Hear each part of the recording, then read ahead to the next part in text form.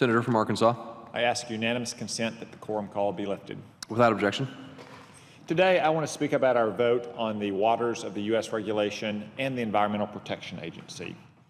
I've noted that the White House has lately been advocating for criminal justice reform.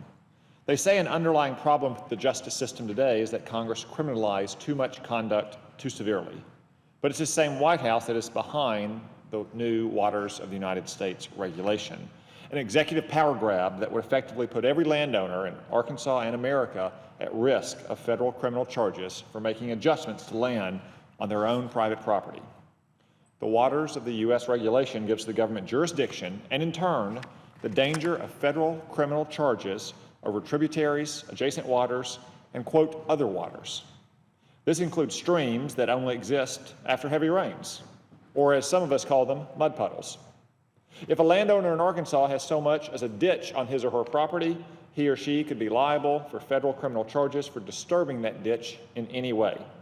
If a homeowner wants to add an addition to his garage, and this addition even touches, quote, land that fills with water after rain, end quote, also known as land, this homeowner could be liable for federal criminal charges.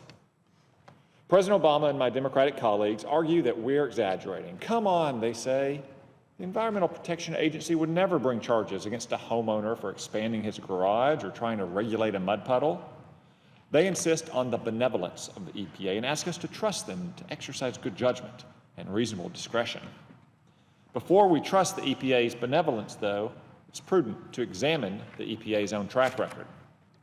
Let's consider that in August of this year, the EPA directed contractors to excavate the Gold King mine in Colorado without first testing the water pressure or calculating water volume.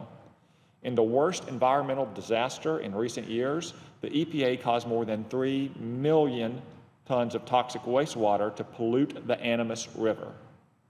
Since the spill, much of the toxicity remains, endangering farmers, landowners, Native Americans, and anyone who relies on this river. After the spill, the EPA has refused to turn over documents, disciplined no one, failed to show up to congressional hearings, refused to take responsibility, and still won't answer the simple question of whether the agency will pay for the damages it caused. The Navajo Nation in New Mexico relies on the river polluted by the EPA for drinking water and for farming. In the days following the spill, the Navajo lost their water supply.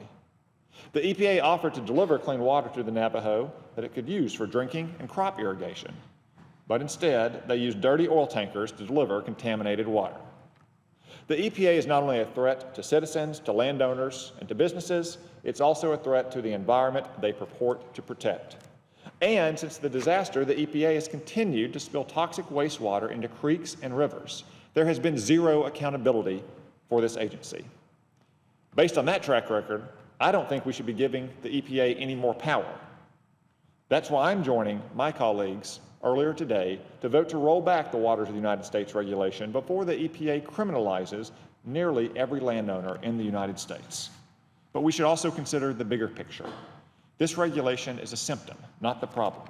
The problem is the EPA itself and its overreach and lack of accountability. That's why we must pass the EPA Accountability Act. This legislation would require the EPA to pay out of its own budget for the damages it recklessly caused when spilling 3 million gallons of toxic waste into the Animas River. Unless the EPA faces consequences for its actions against the American people, nothing will change. It is our constitutional responsibility to provide oversight of an agency that has caused massive damage to both the American people and to the environment. We must protect Arkansans and Americans from EPA overreach and lack of accountability. Mr. President, I yield the floor.